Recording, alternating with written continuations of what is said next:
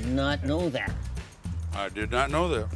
I didn't know that. I did not know that. I didn't know. But I didn't know. I didn't know. I didn't know. I did not. I didn't know. And no. I did not know. Welcome to episode 2 of I Did Not Know That. Ligers and TIGONS and Zorses, oh my! In this episode, we're going to try to answer the question, are hybrids real?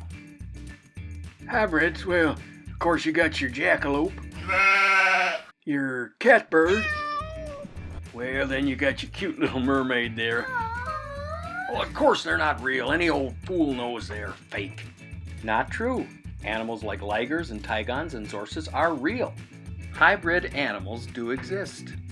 It's hard to believe. Not really, Tommy. Now, obviously the jackalope, the catbird, and yes, that cute little mermaid were fakes. The simplest way to explain this is that for animals to produce offspring, they must be of the same kind. For example, the canine family. You have wolves, coyotes, and hundreds of variations of dogs. Most can breed and produce offspring with each other. The same is true with the feline family. You have lions, tigers, panthers, and many more of that kind. If they crossbreed, many can produce offspring. But you could never have a cat-dog because they are not of the same kind.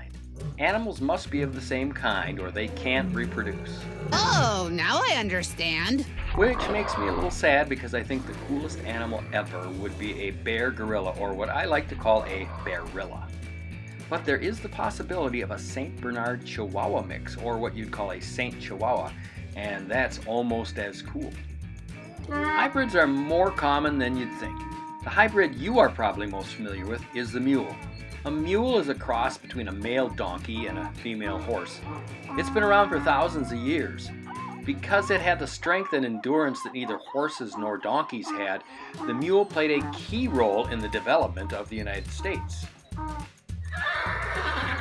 As long as we're horsing around, let's talk about the equine family. Aside from mules, some of the other animals in the hybrid family are a zebra horse, which is called a zorse,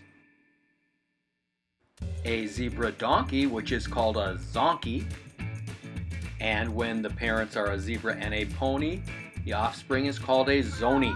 Yeah, I have to admit that's pretty cute. And then we have the unicorn, which is a cross between no, that's fake. Throw that one out. Let's get back to dogs. Their common ancestor is the wolf. Once dogs were domesticated, people began developing hybrids to help humans. Let's look at the dachshund, or as some people fondly call them, wiener dogs. Their ancestry may go all the way back to the time of the Egyptian pharaohs. Their bodies are long and narrow, and some think that they are kind of funny to look at. But don't laugh, because there's a reason for this. Dachshunds were bred to go into underground tunnels and chase out rabbits and badgers for hunters. People probably crossed terriers with bloodhounds to create this brave little dog. Think about that the next time you might want to giggle when you see one. Okay, let's take a look at some unusual canine hybrids. A coyote and a wolf produce a coy wolf. If the parents are a dingo and a dog, you've got a dingo dog. And a coyote and a dog will produce a coy dog. Now it's time to talk about some cool cats. An average-sized adult African male lion weighs around 400 pounds and is 7 to 8 feet long.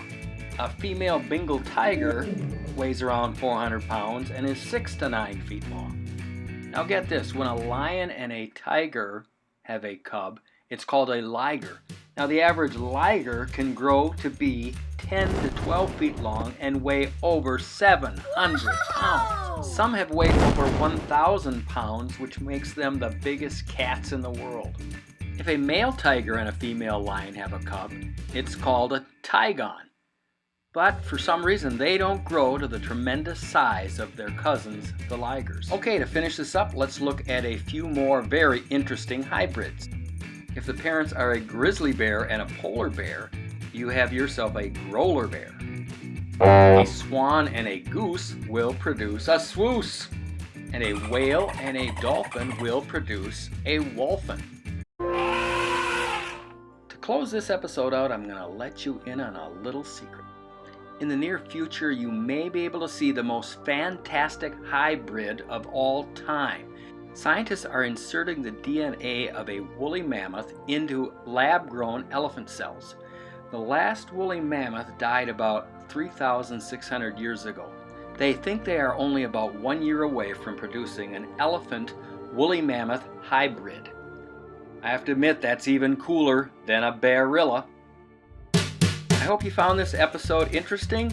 If you did, please like it and subscribe by hitting that red button below this video. Thanks again, and we'll see you next time.